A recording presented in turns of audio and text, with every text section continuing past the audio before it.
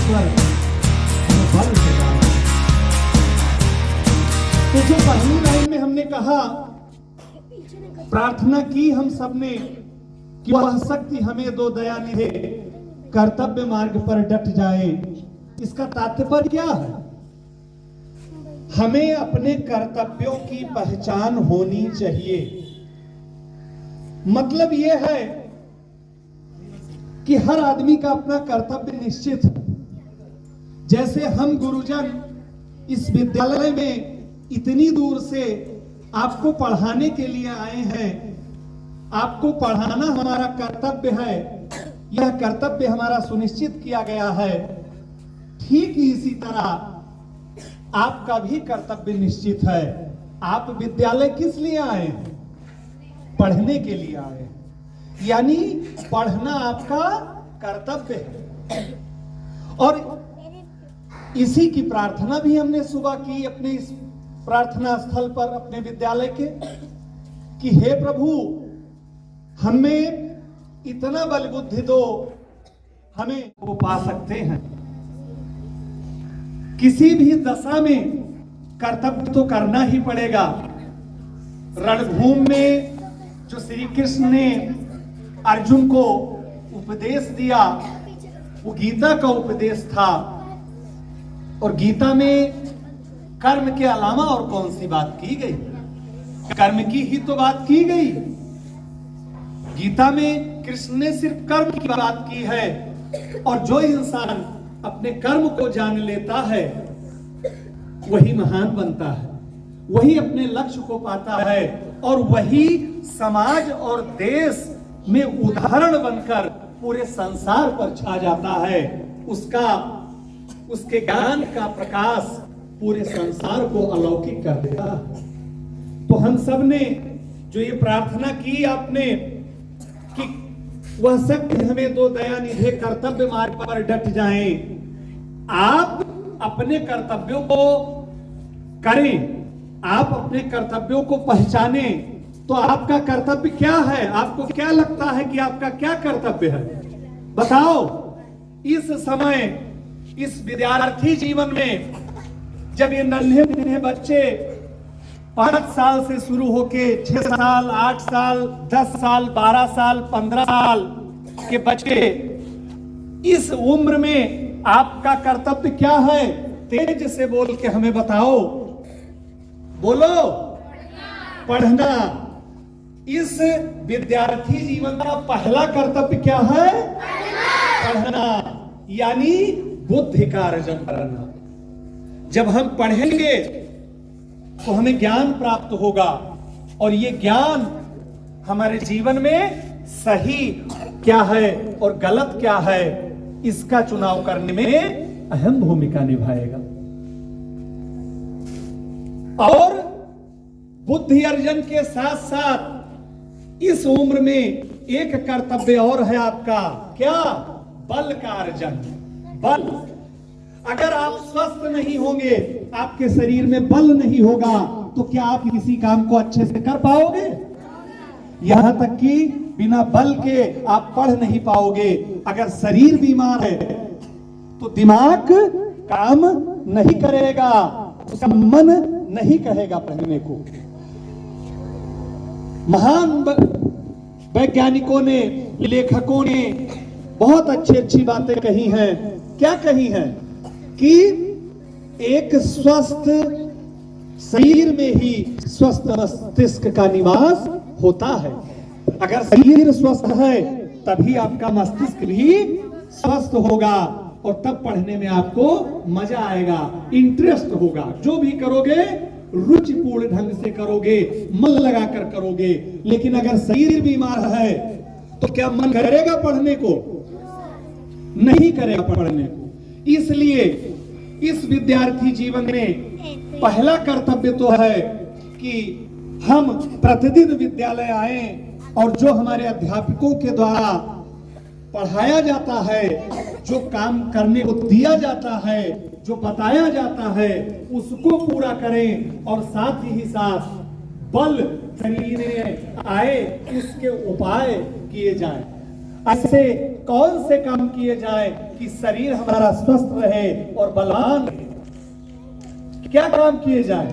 तो उसके लिए आपका स्वस्थ आचार विचार होना चाहिए, जैसे समय से उठना, समय से सोना, है ना? क्या कहा गया है? जो व्यक्ति जल्दी सोता है, जल्दी उठता है, वो हमेशा जीवन में स्वस्थ रहता है और अपने जीवन के सर्वोत्तम लक्ष्य को प्राप्त करता है। इसलिए आपका रूटीन होना चाहिए। सुबह आप कितने बजे सो के उठेंगे, फिर उसके बाद क्या करेंगे, यानी सोकर उठने से लेकर खाने पीने, खेलने और अन्य सभी कार्यों का आपका टाइम टेबल होना चाहिए। अगर समय से आप काम करेंगे तो आप स्वस्थ भी रहेंगे, ज्ञान भी प्राप्त करेंगे और दिन ब दिन, रातों दिन चौगुनी वृद्धि के साथ आप अपने जीवन में विकास करते चले जाएंगे। और इसी की प्रार्थना हम डेली सुबह करते हैं इस विद्यालय में।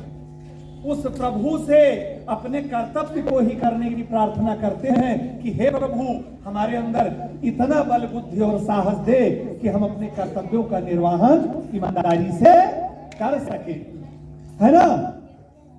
तो इतने दूर से, अगल बगल से सुबह उठ के आप विद्यालय आते हैं यहाँ पढ़ने, और डेली मैं बताता हूँ आप सबको कर्तव्य के साथ साथ अनुशासन भी आपके अंदर होना चाहिए। क्योंकि आप कर्तव्य अगर कर रहे हो और अनुशासन आपके अंदर नहीं है तो आप बेकार हो, किसी लायक नहीं हो। अनुशासन का मतलब क्या है बेटा? स्वयं पर शासन। अनुशासन का मतलब क्या है? स्वयं पर शासन करना। स्वयं पर शासन करने का मतलब क्या है? खुद को संतुलित रखना, खुद को नियंत्रित रखना। ये नहीं जो मन आए वो करते रहें, नियमानुसार काम करना। ये नहीं अपनी मर्जी से काम करना नहीं। अगर हम लाइन में खड़े हैं, क्लास में बैठे हैं, समूह में बैठे हैं, समूह में खड़े हैं, तो हम अकेले जो मन में आए वो नहीं कर सकते हैं। हमें इतनी स्वतंत्रता प्राप्त नहीं है कि जो मर्जी आए हम करें। हम नियमों अनुकूल आचरण करेंगे। हमारा पूरा समूह, हमारी पूरी क्लास, हमारा पूरा जिस ग्रुप में हम खड़े हैं या बैठे हैं या बैठ के पढ़ रहे हैं, उस ग्रुप में, उस पूरे समूह में, उस लाइन में हर व्यक्ति के लिए, हर बच्चे के लिए जो नियम है वो आपके लिए नियम है। अगर गुड मॉर्निंग आपसे बोला जाता है तो आप एक स्वर में गुड मॉर्निंग बोलेंगे। आपसे बैठने को कहा जाता है तो आप एक साथ बैठेंगे। आपसे सबको एक साथ खड़े होने को कहा जाता है तो आप एक साथ खड़े होंगे। यही अनुशासन है। सबके साथ मिलकर एक ही तरह का कार्य करना, अनुशासित होके समूह में किसी एक लक्ष्य को प्राप्त करने के लिए कार्य करना, ये सारी चीजें आपको महानता की तरफ ले जाएंगी। और विद्यार्थियों के लिए तो जितना कर्तव्य इंपॉर्टेंट है, महत्वपूर्ण है, उतना ही अनुशासन। क्योंकि विद्यार्थी जीवन बिना अनुशासन के फिर कैसा जीवन विद्यार्थियों का। अगर विद्यार्थी के जीवन में अनुशासन नहीं है तो समझो कुछ नहीं है। विद्यार्थी और दूसरा देश का जवान, फौजी हमारा जो बॉर्डर पे ड्यूटी कर रहा है, हम सबकी और इस देश की रक्षा कर रहा है, इनके जीवन में अनुशासन तो हर एक व्यक्ति के जीवन में होना चाहिए। क्योंकि बिना अनुशासन के कोई भी महान नहीं बनता है। अनुशासन, अगर आपको अपने जीवन में महानता के शिखर को छूना है, अगर विकास करना है, अपने जीवन में उन्नति करनी है, तो अनुशासित होकर कर्तव्य का पालन करना पड़ेगा, अनुशासित होकर अपने कर्म को करना पड़ेगा। अन्यथा जब अनुशासन नहीं होगा तो हमारा जो जीवन है ये बिखर जाएगा, चारों तरफ बिखरा होगा। और जब जीवन चारों तरफ बिखरा होता है तो ये अपने लक्ष्य पर कभी पहुंच नहीं पाता है। एकाग्र जीवन, एकाग्र मस्तिष्क अपने लक्ष्य को पाता है। इसलिए अनुशासित होकर हमें अपने कर्तव्यों का पालन करना है। सभी लोग करेंगे? सबके समझ में आई बात? प्रतिदिन स्कूल आएंगे आप? सच में? हाँ। जो प्रतिदिन किसी भी कार्य को करेगा वो अधिक समझदार होगा उस कार्य में। अगर कोई काम आप हर दिन करते हो और एक व्यक्ति उस काम को पहले दिन करेगा, तो बताओ दोनों लोगों में कौन व्यक्ति सबसे अच्छा काम करेगा? जो हर दिन उस काम को करता है वो ज्यादा अच्छा काम करेगा, या जो कभी कभी काम को करता है वो उस काम को अच्छा करेगा? बताओ। जो प्रतिदिन किसी कार्य को करता है वो अधिक अच्छे ढंग से कार्य को कर पाएगा। इसलिए प्रतिदिन स्कूल आना ये अनिवार्य बना लीजिए कि अगर हम स्वस्थ हैं, बीमार नहीं हैं, तो हम प्रतिदिन स्कूल जाएंगे, ये संकल्प लेते हैं। कोई भी दिन ऐसा नागा नहीं जाएगा जो हम स्कूल में जाएं। ठीक है ना? सभी लोग प्रतिदिन स्कूल आएंगे ना? इन्हीं सुंदर बातों के साथ मैं अपनी गाड़ी को विराम देता हूँ।